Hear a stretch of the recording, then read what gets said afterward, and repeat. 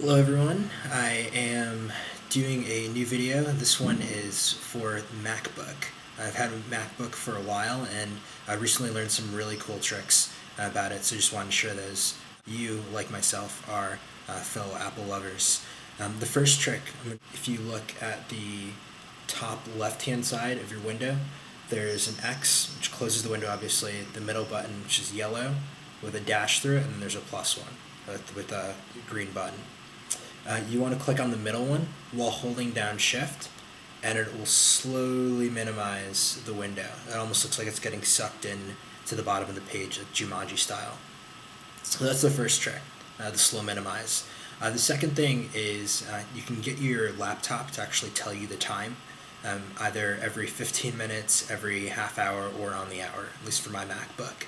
The way you do that is you go into System Preferences, and there's going to be an option for date and time.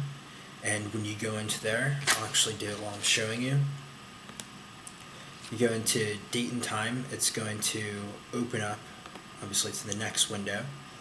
And you want to click on the clock function, clock tab rather, which is all the way to the right. So there you can click on announce the time, and if you tick that box it'll open it up, and like I said, it'll give you the options of when you want to get it. And there's also a button to the right of that that says customize, and there you can pick several different ones. There are female, male voices. I'll just give you an example. This is Agnes. Isn't it nice to have a computer that will talk to you? Not my favorite voice in the world, but again, just to give you an idea of the different options there. So if you set that up, it will automatically, again, just update it whenever you want it to. It's a pretty cool function, but may get a little bit boring after a while. Another thing you can do is actually zoom in on a page. So if the text is too small or something isn't clear, you can zoom in, and it's pretty easy to do that. You just hold down the control button. At the same time, you're going to take two fingers or one finger, whatever your preference is, and actually just push it forward to zoom in, and pull it back to pull it back. So one of the caveats about this trick is that it doesn't actually increase the quality of it, but it brings the thing in question closer to you. So sometimes that helps out. Obviously, if something's too small, it's just too small. So that's another trick, the control zoom trick right there.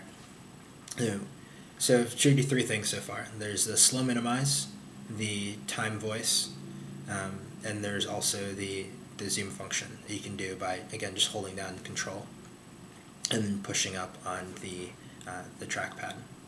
So the next trick I want to show you is called, I call it the color change.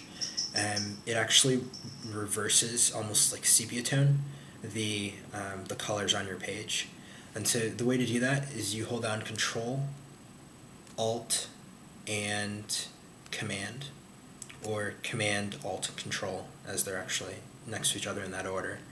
And then you hold that, and then you hit the number 8. So it's Command, Alt, Control, and then the number 8. Obviously you can't see it because you can only see my face right now, but what it does is, again, it just turns the colors on the page just a different color, so basically the opposite of what they are now. And so to do the reverse, you just hold down Control, Alt, and Command again, and then the number 8, and then it reverses it. So that's another cool trick. Probably one of my favorite ones. I don't know why, but anyway. And the last one is to take a picture. So this one, again, is pretty easy. I guess they're all pretty easy once you know the buttons to push.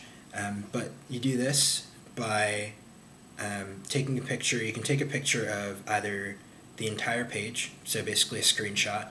Alternatively, you can actually zoom in and pick out a specific part of the page or a picture that you would like to take a picture of. And so to take a picture of the entire page, so again, screenshot, is really easy. You just go and hold down Control, Shift, and then the number 3. And I don't know if you can hear it on the audio, but there's actually kind of like a small shutter sound that you hear, and it'll show up on your desktop. If you don't want it there, obviously you can toss it into your trash, discard it straight away. If you do, you have a pretty nice shot. Again, it's right there on your desktop. So, and to zoom in or pick out a particular part of the page you want to take a picture of, you do something very similar, except you hit the number 4. So you're going to hold on Command, Shift, and the number 4.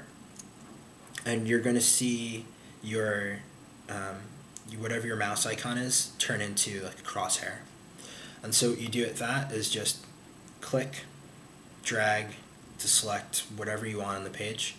And then when you let go, it's automatically going to take the picture for you.